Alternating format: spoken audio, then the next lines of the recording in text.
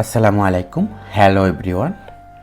Power point with graphic ডিজাইনের এই পর্বে আমরা শিখব পাওয়ার পয়েন্টের যত যাবতীয় ফরম্যাট আছে এবং আমরা এই ফরম্যাটের প্রথম টুলগুলো সম্পর্কে পরিচিত হব। তো চলুন কথা না বাড়িয়ে শুরু করা যাক মূল ভিডিওতে।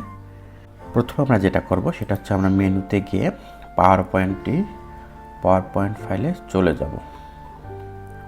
মাইক্রোসফট, যাই হোক, এখানে যদি আপনারা খুঁজে না পান তাহলে এখানে সার্চ করবেন পাওয়ার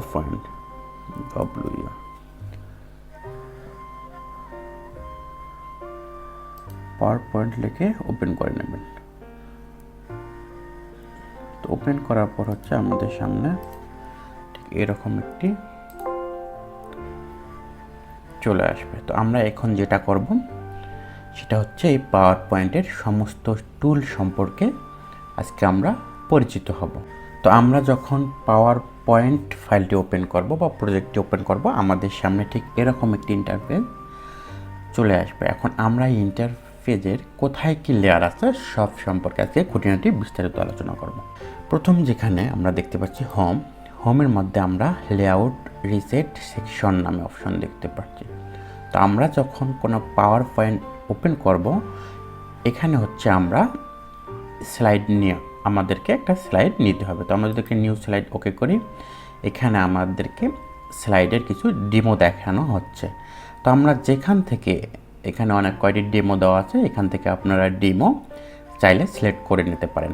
তো সবসময় আপনারা এই ব্লাঙ্ক যেটা ডেমো রয়েছে এটাকে সিলেক্ট করে নেবেন। তো একটা ব্লাঙ্কের ডেমো আমাদের সামনে স্ক্রিনে চলে আসলো। তো আমরা যখন কোনো স্লাইড ওপেন করব বা কোনো ফাইল নেব, সেক্ষেত্রে আমরা এই হোম থেকে নিউ স্লাইডে যদি ক্লিক করি, এখান থেকে আমি আরও একটা স্লাইড নিতে পারবো। এখান থেকে যদি ক্লিক করি আরও স্লাইড, এখান থেকে আমরা অসংখ্য স্লাইড আমরা নিতে পারবো। তো এখন হচ্ছে আমরা মূলত যেসব কাজ করব, ইনসার্ট নামে একটা টুলস দেখতে পাচ্ছেন, এই ইনসার্ট অপশনে ক্লিক করে দিলাম। তো ইনসার্ট অপশনে ক্লিক করার ভেতরে আমরা আরও অনেকগুলো টুলস দেখতে পেলাম। এখান থেকে আপনার টেবিল সম্পর্কে পরিচিত হয়। টেবিল মানে বুঝতে পারছেন, কখনো যদি আমাদেরকে ইনসার্ট টেবিল রাখতে হয় তাহলে ইনসার্টে যে টেবিল এসে গেল। টেবিল যখন আমাদের পাওয়ার পয়েন্ট প্রজেক্টে যখন টেবিলের প্রয়োজন হবে তখন আমরা এই ইনসার্ট থেকে টেবিল অপশনটাকে সিলেক্ট করে নেব। এখন হচ্ছে তারপরে পিকচারটা সাধারণত আমরা যখন কোনো পাওয়ার পয়েন্ট প্রজেক্টে ছবি অ্যাড করাবো বা ছবি এখানে আনতে চাচ্ছি, এই পিকচার থেকে আমরা পিকচারে গেলাম, এখান থেকে ফর এক্সাম্পল এই পিকচারটা ইনসার্ট করে নিলাম, আমাদের এই সামনে চলে আসলো। এখন এটাকে আমরা ইচ্ছা মতো কাস্টমাইজ করতে পারবো। ইনসার্ট থেকে আমরা পিকচার নিলাম। এখানে ক্লিপ আর্ট সম্বন্ধে একটু ধারণা দেয়। ক্লিপ আর্ট এটা অ্যাজ এ বিগিনার প্রথমে না জানলেও হবে, এটা পরে আপনাদেরকে এটা সেকশনটা বুঝিয়ে দেওয়া হবে। স্ক্রিনশট, আপনি যদি কোনো স্ক্রিনশট নিতে প্রয়োজন হয় সেক্ষেত্রে স্ক্রিনশট মেনুতে চলে যাবেন। ফটো অ্যালবামের বা ফটো যত যাবতীয় অ্যালবাম সেখানে এই টুলসে পেয়ে যান। এখন হচ্ছে আর কি গুরুত্বপূর্ণ শেপস। আমরা এখন শেপস যেটা করব, আমাদেরকে এই টুলসটা সর্বদাই আমাদের ব্যবহার করতে হবে।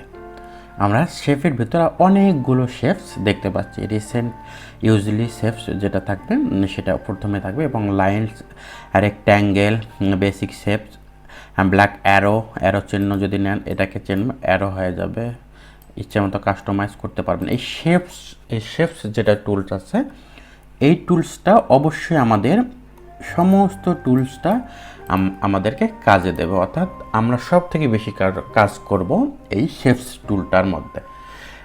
এই শেপস টুল থেকে যে কোনো শেপস আপনারা এখান থেকে শেপ আঁকতে পারবেন। তো দেখতে পাচ্ছেন একটা সিম্পল শেপস আমাদের আঁকা হলো। তো এই টুলটা আমরা বেশি কাজ করব। তারপর smart art chart as a beginner, এটা না হলেও হবে। এখন হচ্ছে আর একটা গুরুত্বপূর্ণ যেটা টুলস, এটা হচ্ছে টেক্সট বক্স। তো টেক্সট বক্স এটার কাজ হচ্ছে আমরা যখন কোনো স্লাইডে লেখা অ্যাড করব, সেক্ষেত্রে আমাদেরকে এই টেক্সট বক্সটাকে দিয়ে লিখতে হবে। তো এখান থেকে আমরা একটা টেক্সট নিলাম, নিয়ে এখান থেকে জাস্ট দিলাম, এখন জাস্ট কি লিখবো,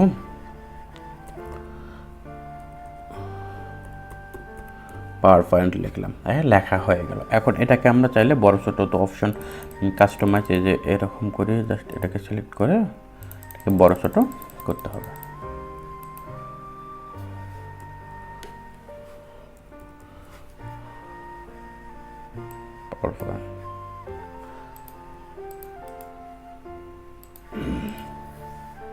পাওয়ার পয়েন্ট, তো এই শেপের কাজ শেষ। তো এখন আমরা আবার পরিচিত হব।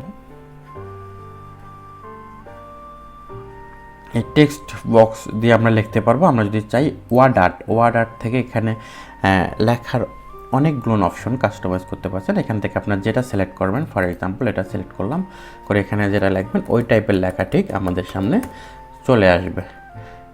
এখন হচ্ছে যেটা গুরুত্বপূর্ণ সেটা হচ্ছে আমরা ইনসার্ট থেকে ডেট অ্যান্ড টাইমের ক্ষেত্রে এটা স্লাইড নাম্বার যদি আপনারা দিতে চান তাহলে স্লাইড নাম্বারে গিয়ে স্লাইড নাম্বার দিয়ে দেবেন। আর বেসিক এইসব টুল, যদি ভিডিও কোনো স্লাইডে ভিডিও অ্যাড করতে চান এখানে ভিডিও থেকে ভিডিও অ্যাড করবেন এবং অডিও থেকে অডিও অ্যাড করবেন। তো ধীরে ধীরে আমরা প্রত্যেকটি টুলস সম্পর্কে এই গ্রাফিক ডিজাইন উইথ পাওয়ার পয়েন্টে আমরা আলোচনা করব। আশা করছি আপনারা এই কয়েকটি ভিডিও দেখলেই পাওয়ার পয়েন্টের সম্পর্কে একদম মাস্টার ক্লাস লেভেলের সমস্ত কিছু আপনাদের হয়ে যাবে। এই ছিল আজকের ভিডিও। আমরা এই ভিডিওতে জানলাম যে পাওয়ার পয়েন্টের যত রকম টুলস থাকে আমরা এই টুলস যে টুলস নিয়ে কাজ করব, পিকচার, শেপস, টেক্সট বক্স বা ওয়ার্ড আর্ট, আমরা এইসব সাধারণত টুল নিয়ে বেশি কাজ করে থাকবো এবং এগুলোর পরিচয় হতে গেলে এখানে হচ্ছে তারপর হচ্ছে ডিজাইন, ইনসার্টের পর হচ্ছে ডিজাইনে আমরা চলে যাব। এই ডিজাইনটা হচ্ছে আমাদের এই স্লাইডটা আছে, এই স্লাইডটাকে আমরা কী রঙের ডিজাইন করতে পারবো। এখানে বিভিন্ন টেমপ্লেট দেওয়া আছে, এই যে আপনারা চাইলে ক্লিক করে একটু দেখবেন এই টেমপ্লেটগুলো বিভিন্ন টেমপ্লেট দেওয়া আছে। এখান থেকে আপনারা চাইলে এই টেমপ্লেট আপনাদের পছন্দ হচ্ছে না, আপনারা নতুন ভালোভাবে কাস্টমাইজ করতে চাইছেন, সেক্ষেত্রে যেটা করবেন সেক্ষেত্রে আপনার ব্যাকগ্রাউন্ড স্টাইলে চলে আসবেন, এখান থেকে সিলেক্ট করবেন ব্যাকগ্রাউন্ড স্টাইল। এখানেও অনেক টেমপ্লেট আপনারা দেখতে পারবেন। এখান থেকে ফরম্যাট ব্যাকগ্রাউন্ড নামে একটা টুলস দেওয়া থাকবে, এখানে জাস্ট ঢুকবেন। এখান থেকে আপনারা আরও অনেক কাস্টমাইজ করার ফিচার পেয়ে যাচ্ছেন।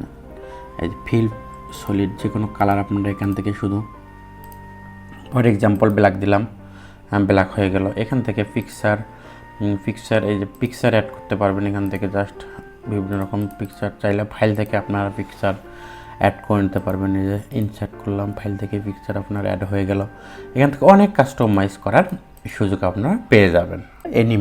অ্যানিমেশন টুলসটার কাজ হচ্ছে কোনো কিছু অ্যানিমেশন করার জন্য আমাদেরকে এই টুলসটা ব্যবহার করব। অর্থাৎ আমরা যদি কোনো পাওয়ার পয়েন্টে অ্যানিমেশন দেখাতে চাই বা অ্যানিমেশন ক্রিয়েট করতে চাই সেক্ষেত্রে আমরা এই অ্যানিমেশন টুলটার ব্যবহার করব।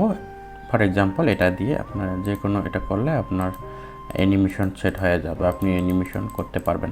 তারপর হচ্ছে স্লাইড শোর ক্ষেত্রে আমরা এই স্লাইড শো টুলস থেকে যত রকম কাস্টমাইজ করা দরকার সেটা করব। ভিউ। তো প্রিয় ভিউয়ার্স, এই ছিল আজকের ভিডিও। দেখা হবে নেক্সট পর্বে। ভালো থাকবেন, সুস্থ থাকবেন, আল্লাহ হাফেজ।